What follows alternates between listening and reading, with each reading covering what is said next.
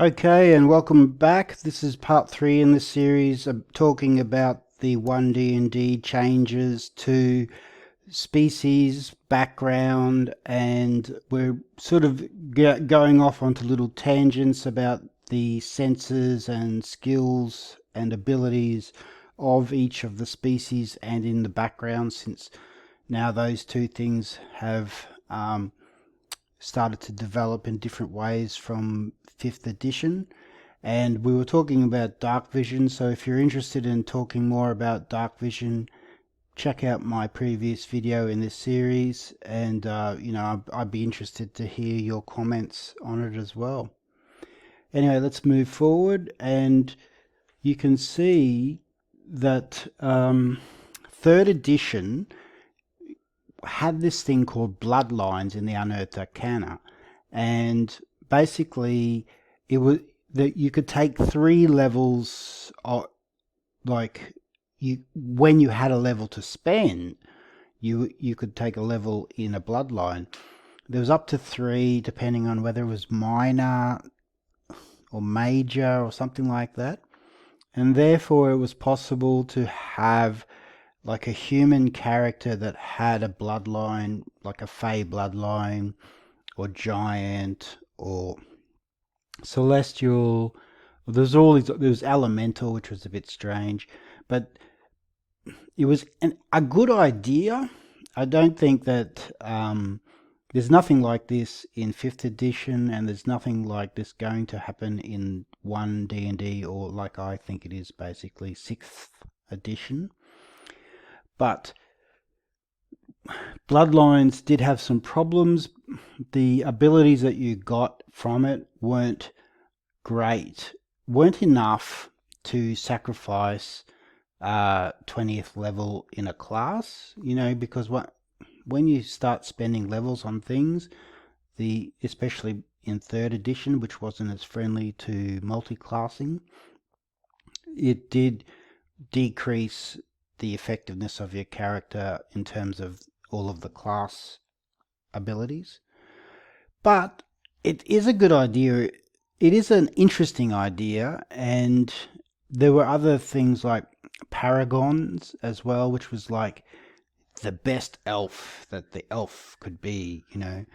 I think that's the exact opposite of what 1D&D is trying to do. They're trying to get away from any kind of paragon virtue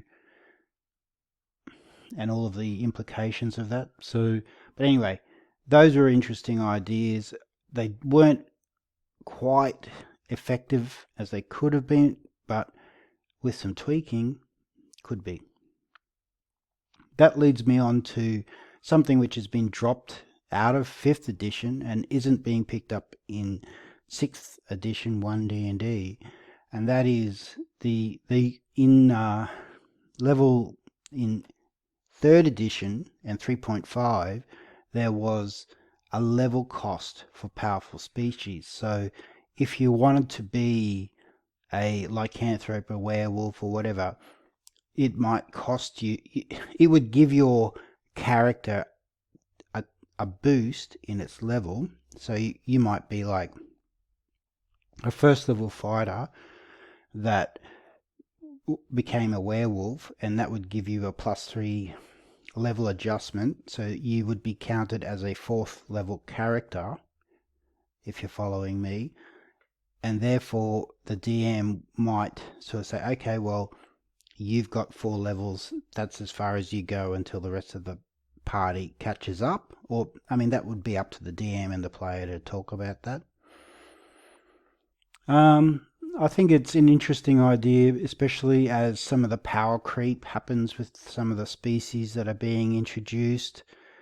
If everything's going to become magical and wonderful, and humans become less and less viable or even or attractive to play, I think that there's got to be some sort of other cost involved, especially since the 1D&D developers haven't got any sort of penalties in there, as I talked about in the first video of this series.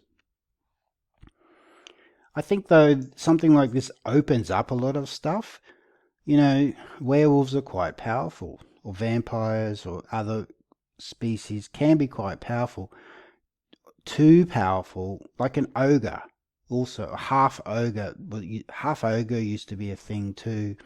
In I think I played a half ogre in second edition, but there was a level adjustment because you were a large creature, and it was a lot of fun. It was like half orc on steroids. Uh, but you took the level adjustment because it was more powerful than a human. That was part of the fun thing, one of the fun things about the game, and that was the decision that was made by the player, with the player and the DM, and that, you know, it gave you options.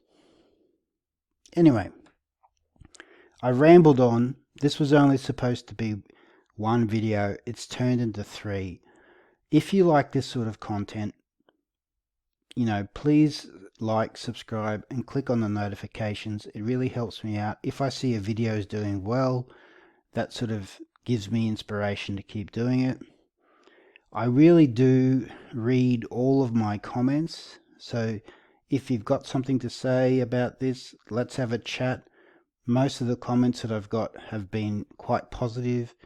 I'm happy to discuss topics that I don't agree with. Like, I personally don't like gnomes. You might like gnomes. I'm happy to disagree. We can still be friends and have a nice chat about it. So stay respectful in the comments.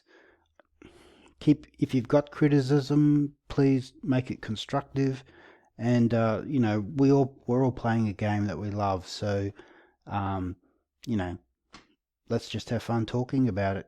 I know that fans are passionate about things that they love, and so you know, I expect a bit of robust debate, but keep it nice and respectful. All right then. Thanks for listening, and I'll see you on the flip side.